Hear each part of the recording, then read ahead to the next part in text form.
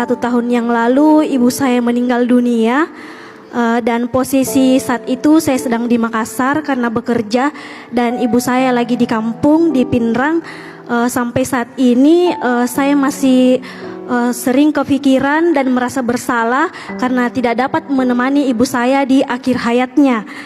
Selain mendoakannya, bagaimana cara saya menyampaikan rindu dan bakti saya kepada almarhumah? Terima kasih Ustaz. 3 cara berbakti kepada orang tua yang sudah wafat. Yang pertama pastinya seperti kata Mbak Umi, mendoakan ya. Kalau bisa mendoakan setiap akhir sujud kita setiap sholat. Yang kedua, niatkan setiap amal soleh kita mengalir pahala buat dia. Mereka tetap bisa dapat kebaikan dari anaknya. Yang ketiga, nah ini juga penting, ziarahi kuburnya. Karena menziarahi kubur orang yang sudah wafat itu kayak bertamu ke rumah ketika dia masih hidup. Dia senang diziarahi.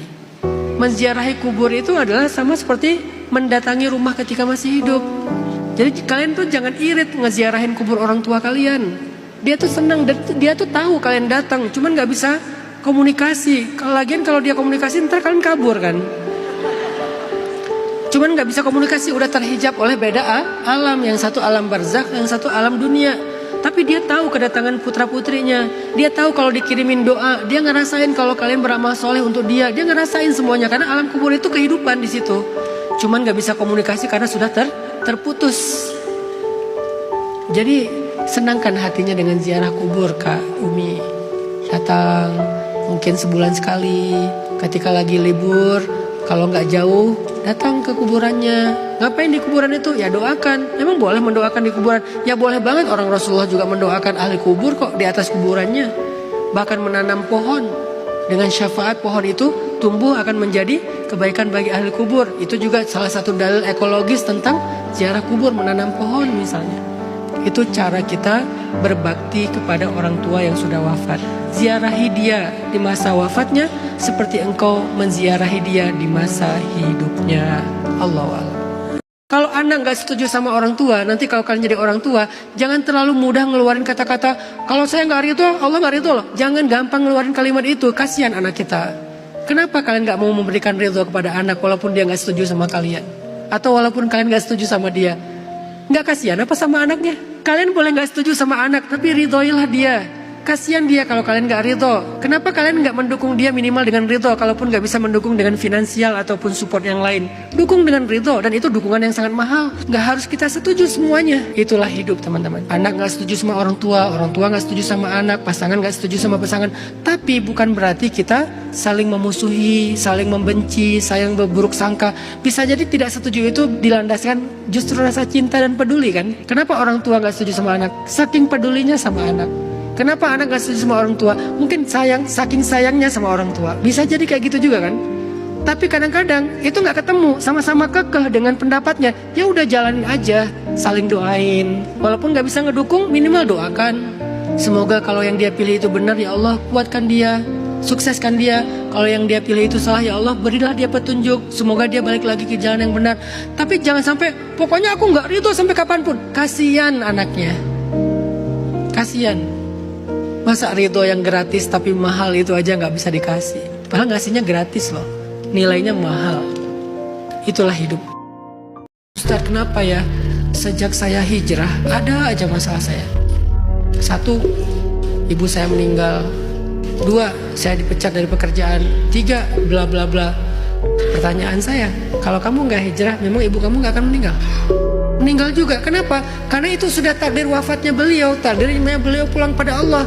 Fa idza jaa ajaluhum la yasta'khiruna sa'atan wa la yastaqdimun. Kalau sudah waktunya ajal, tidak akan ditunda sedikit pun dan tidak akan dipercepat. Jadi kamu hijrah nggak kamu hijrah, ibu tetap akan kembali kepada Allah di waktu itu.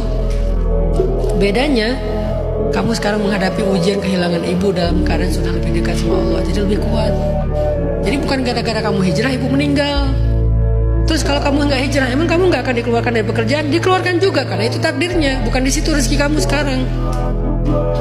Cuman bedanya sekarang kamu menghadapinya dalam keadaan sudah lebih dekat pada Allah. Itu angle-nya.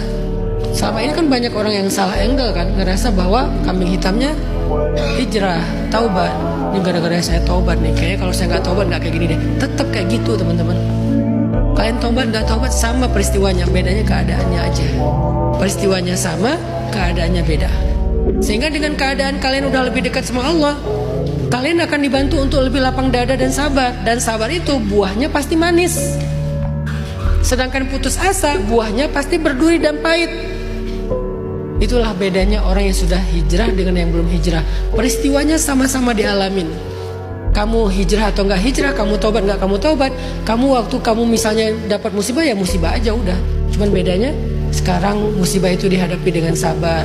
Sabar itu nanti akan berbuah dengan buah-buah yang manis. Tapi kalau kamu nggak berhijrah, dapat juga musibah itu dapat, tapi kamu akan menghadapinya dengan keluh kesah dan putus asa. Putus asa itu akan berbuah dengan buah yang berduri dan pahit di kemudian hari.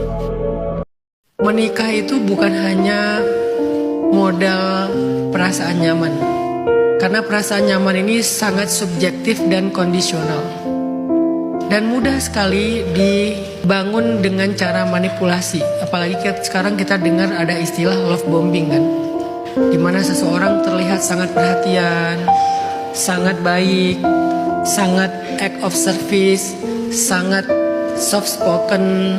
Orang-orang yang NPD manipulatif kayak gitu tuh mudah sekali untuk membangun citra yang membuat seseorang nyaman, yang akhirnya secara emosional seseorang terikat, tergantung. Sehingga modal pernikahan itu nggak cukup hanya dengan rasa nyaman saja. Menikah itu harus dengan seserius kita mencintai, seserius itu juga kita harus mengenali dia sebelumnya, yang disebut dengan ta'aruf. Salah satu adab berteman itu adalah berhenti men-forward isi chat grup sebelah. Itu adab berteman. Jangan kamu SS, jangan kamu forward. Biar kamu nggak tahu aja, biar dia nggak tahu aja. Mending dia nggak tahu, karena itu namimah, mengadu domba namanya. Walaupun niatnya baik. Ya aku nggak pengen ya kamu tahu dari orang lain, biar tahu dari aku. Nggak usah. Mending tahu dari orang lain. Jangan tahu dari kamu. Karena kalau tahu dari orang lain berarti orang lain itu yang nggak benar. Kamu kenapa nggak ngasih tahu ke aku kalau mereka bicarain aku? Aku pengen jaga hati kamu. Kecuali yang membahayakan keselamatan harus kasih tahu biar dia nggak jadi korban. Ya Allah, ringankanlah beban-beban hidup kami. Rehatkanlah hati dan pikiran kami dari segala hal-hal jahil dan buruk yang ada di sekitar kami. Bimbinglah kami agar selalu mampu untuk teguh di jalan-Mu, teguh dengan kebenaran sesuai dengan agama-Mu. Bimbing kami ya Allah untuk mentafakuri penciptaan dari langit dan bumi sebagai bukti kebesaran dan kekuasaan-Mu, agar kami bertambah iman kepadamu. Bimbing kami ya Allah untuk hanya peduli kepada apa yang menjadi kebaikan di sisi-Mu, peduli kepada pandangan-Mu, peduli kepada sunnah Nabi-Mu, peduli kepada perasaan keluarga dan orang-orang yang berjasa dalam hidup kami, dan belajar abai terhadap orang-orang jahil yang ada di sekitar kami, agar kami menjadi orang yang teguh di jalan-Mu ya Allah. Rabbana atina fid dunya hasanah wa fil akhirati hasanah wa qina adzabannar. Subhana rabbika rabbil izzati amma yasifun wa salamun alal mursalin walhamdulillahi rabbil alamin. Al-Fatihah.